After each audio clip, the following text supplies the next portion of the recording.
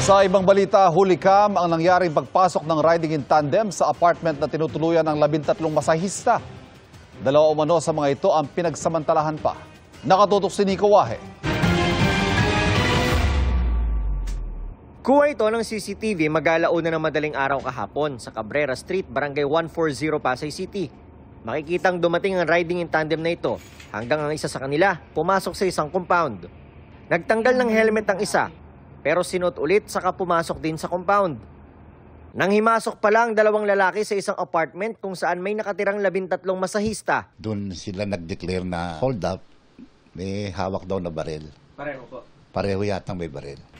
Ayon sa barangay chairman, tinangay ng mga sospek ang mga gamit ng mga biktima, gaya ng mga cellphone at cash na inaalam pa ang kabuuang halaga. Ang isa sa mga biktima nakausap ng GMA Integrated News, bagamat tumangging humarap sa kamera. Anya, tila kabisado ng mga sospek ang compound. Pagpasok ng mga suspect, parang alam na alam nila yung lugar. Para bang planadong-planado at bihasang-bihasa sila.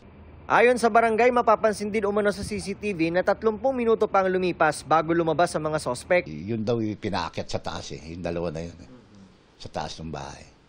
At doon yata nangyari yung rape. Ang Pasay Police, bagamat tumanggi muna makapanayam, sinabing may lead na sila kung sino ang mga sospek na tinutugis na nila.